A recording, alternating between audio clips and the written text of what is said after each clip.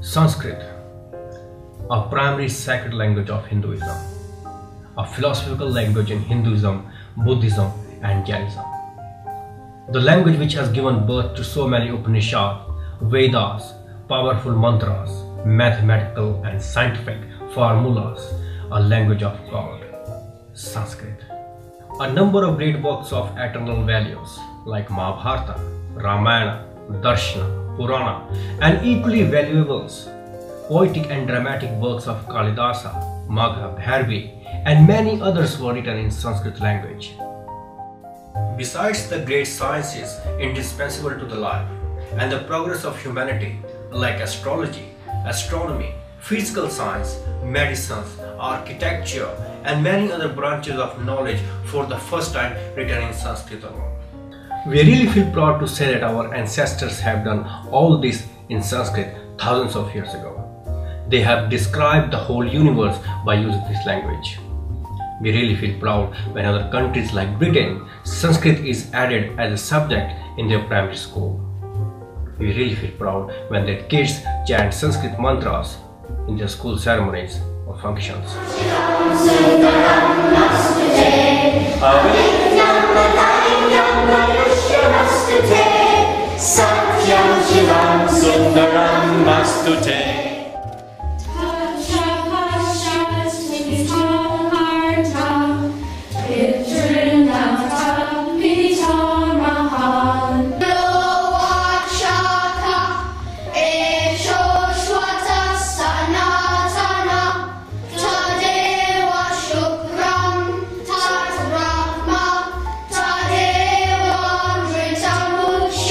We feel proud when others do something in this language.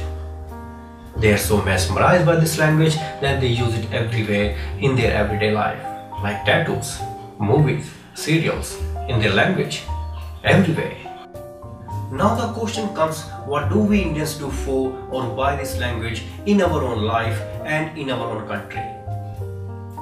Sanskrit is on verge of extinction in India. Our language, our mother language is dying and we are just letting it die. Today our English speaker is considered more civilized person than a Hindi or Sanskrit speaker. This is what we have become. Sanskrit is not part of our schooling anymore. Sanskrit is not part of our life. Sanskrit is not part of our language. That is a shame. A language that has given so much to this world is dying in its own country and we are just letting it die. That is a shame.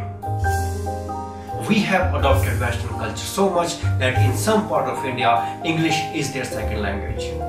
And we are taught that this particular state has 100% literacy rate. Why? Because they speak English, which has nothing to do with our Sanskrit or Hindi language. That is a shame. Many East European countries and European countries have adopted Western culture. They dress like Western, they eat like Western, they dance like Western, but they haven't left their mother tongue, mother language. They still love to write, speak and listen in their own language. They haven't adopted English language yet. It doesn't mean that they are uneducated people. They are good in technologies, good in inventions, good in sports, in everything.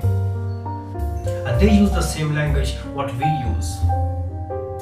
Most of the people watching this video don't know that in countries from Yugoslavia and in Russia, a common language is used, which is so similar to our language that almost third word that comes out of their mouth is from Sanskrit.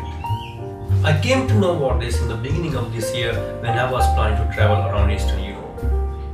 And before traveling, I thought to learn some words and meaning of their language so that it's easier for me to find their places, read road signs, food types, etc. And when I was learning this, I realized that these words were from Sanskrit. As I have learned Sanskrit, that's why I immediately noticed it. The style of writing their language is similar to our Sanskrit. Their countings are 75% similar to our Sanskrit language. There are so many similarities that it's hard to believe in first sight.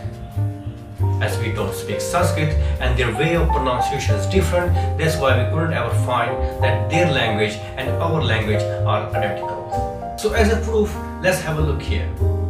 In our Sanskrit, our countings are something like this: Eka, Dvai, Tri, Chatur, Panch, Ses, Sapt, Ast, Nav, and Das. So now let's have a look in their language. How do they say? Eda, Dvai, Tri, Chitri, Pit, Sest, Sedam, Osam, Divit, Desit.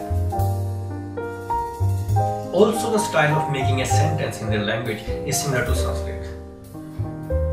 Here I am going to focus on Serbian and Croatian language. In Sanskrit, if I have to say I go, how am I going to say that? I'm going to say gacchami. Gacha means to go, me means I. So I is represented by me. So gacha plus me, I go. So if I have to speak the same thing in Serbian or Croatian language, I'm going to say idem. Ide means to go, ma means I. So ide plus ma, idem. In our language we say me for I. In their language they use ma for I. Second, if in Sanskrit I have to say you go, so how I'm going to say that? I'm going to say gachasi. So gacha means to go, si means you. So gacha plus si, you go. In Serbian and Croatian language, I'm going to say ideš.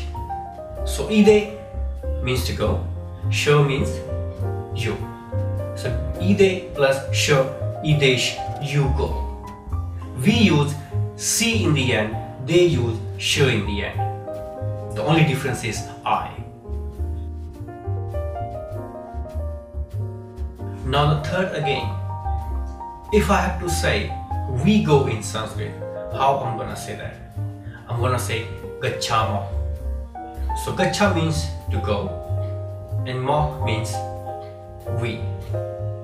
So gacha plus ma, gachama, we go. In Serbian and in Croatian language, how I'm gonna say that? I'm gonna say idemo. So ide means to go, mo means we. So ide plus mo, idemo, we go. We say mo, they use mo, which is almost the same pronunciation. At the end of this video, I have given some words from Sanskrit and their language to show more similarities between our languages. Sanskrit is our language. Sanskrit is our culture. Sanskrit is our identity. Let's not just feel proud what our ancestors have given to us and to this world, but also learn it. Let's keep this language alive. Let's keep Sanskrit alive.